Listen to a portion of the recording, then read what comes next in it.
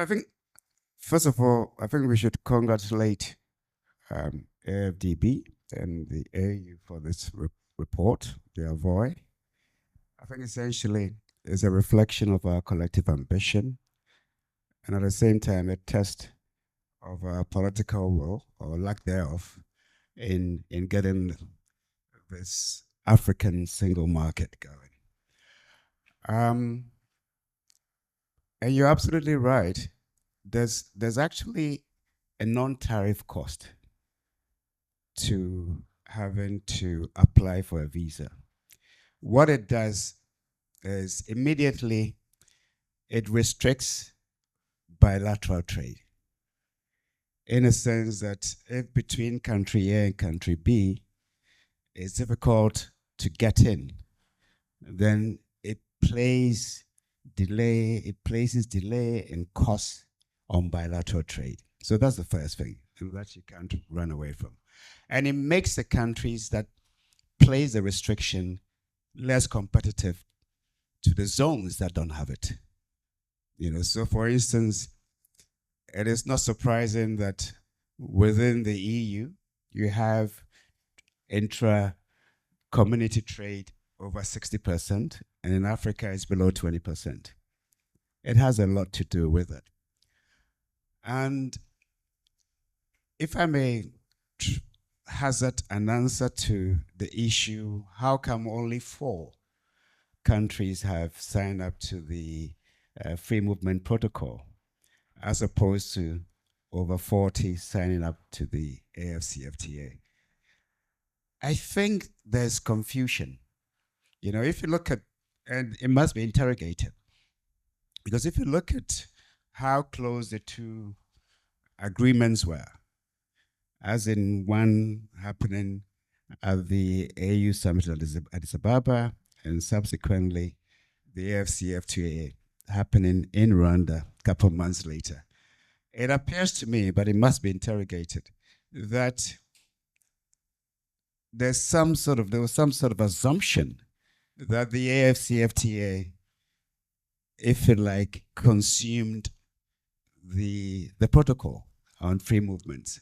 And I think that has to be interrogated, because there's no way the AFCFTA can work if what I call the 6 pillars of movement are not in place.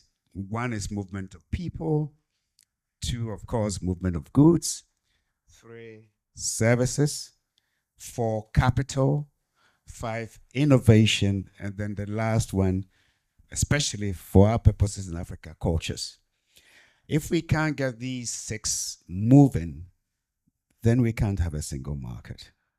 And it's interesting that Joy speaks about the Africa zone. And you can look at between 1985 and 1995, what the Schengen Agreement did essentially to intra, then it was EEC trade. When you look at it and you see how it pushed it up about 3-fold, you can't then ignore the need to create an Africa zone. And I think what also happened with the Schengen Agreement, the Maastricht Treaty, and all of them was that it became more a coalition of the willing. And I think if we begin to look at it from that point of view, because essentially you don't need all 55 to sign up for it to work. It is happening in ECOWAS. It is happening in EAC.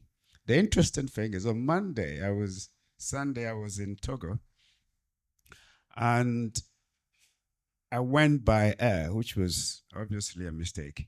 Because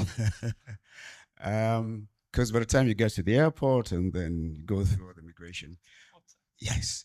And when I got there, I was among the first people to get off the plane. So I assumed that I'll be among the first persons to get out of the airport. And when I got to immigration, they sent me back. that I have to go and fill a form, online form. Okay. And immediately I go angry and I phone my assistant. I said, "Did you know about this?" Because they've introduced an online form, even if you have an ECOWAS passport. I have an ECOWAS passport. Okay. And yes, and it creates even some sense of digital exclusion because, first of all, my phone died immediately after.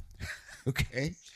And they had about 4 machines that you could go on those machines to fill your online form.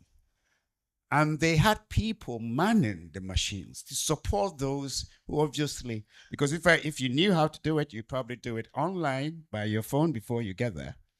Okay. And I didn't know anything about it because I didn't expect. I think I'd been in Togo and there was nothing like that. But it's been introduced. And I suspect it's for security reasons, but it's been introduced. And because of that, it took me an hour and a half to get through the airport process.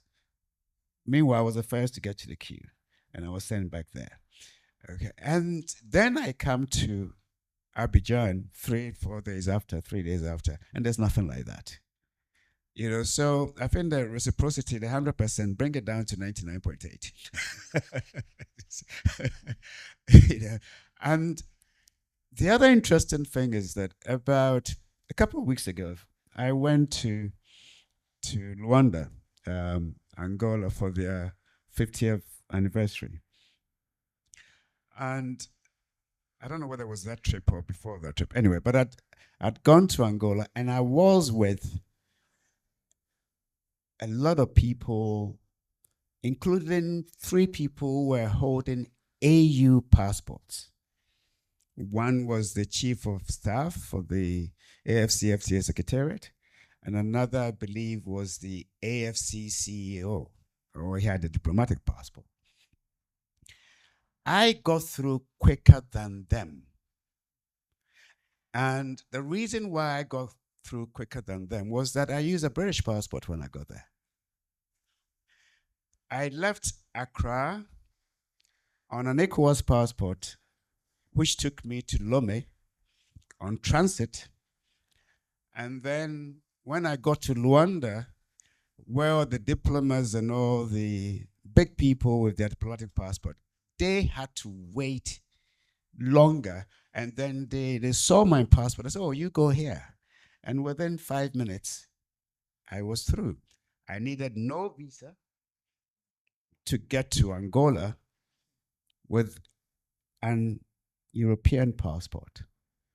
But those with AU passport, I remember seeing the chief of staff of the AFCFTA Secretariat. I left the same time as him, and as he was leaving, he was trying to use his AU passport, and he was having issues using his AU passport to get out of his own country. He's actually Angolan. Okay. And then you ask yourself, so what was the point in launching this AU passport in 2016?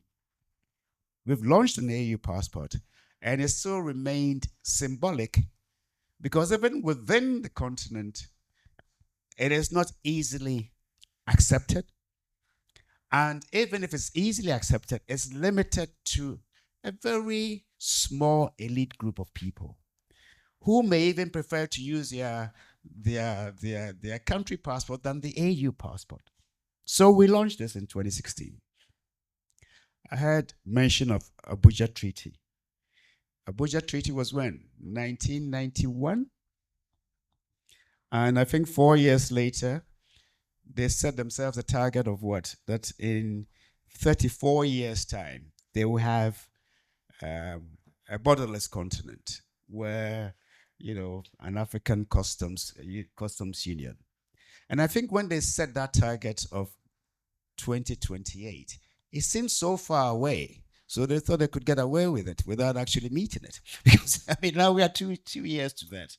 And I think what you see consistently is that our leaders meet, they sign up to a treaty, a protocol, or whatever you may call it, and then they go to sleep. So I want to end by going on the recommendations that when you had all the latest Avoy report, the recommendations that she made. And if the Avoy report will be relevant, then the Avoy report, its recommendations must not be avoided. I like that, avoid and avoid. Okay. Thank you. And that recommendation is a movement. Okay, we need a movement that can get our leaders feel pressurized positively, okay, to implement the very treaties and protocols that they agree to. And it can be done because it's the only way we can get to unleash the energies and entrepreneurial spirit of our young people who are dying for jobs, who have ideas, who have creativity, and they don't want to be limited by the colonial boundaries that were created for us centuries ago. And really, if we can get them to own this, and I'm throwing a challenge and an invitation to all of us here, and I've spoken to my sister Joy about it, and also to Siad. On the 4th of February, at the Africa Prosperity Dialogues, we are launching a campaign. And the campaign is Make Africa Borderless Now. And we're bringing in big institutions of the continent, celebrities, influencers. And the idea is that within a year, we want to mobilize at least 10 million signatures. And then we will present those signatures to our leaders in February 2027 at the 40th AU Summit and say to them that, look, all that Africans are asking is this: the very treaties and protocols that you've agreed and signed up to, implement them so we can have free movement of people, of goods, of services, of capital, of innovation, and of cultures. And I will ask all of you to join us and let's launch it, and we can get it done. Thank you. Thank you very much.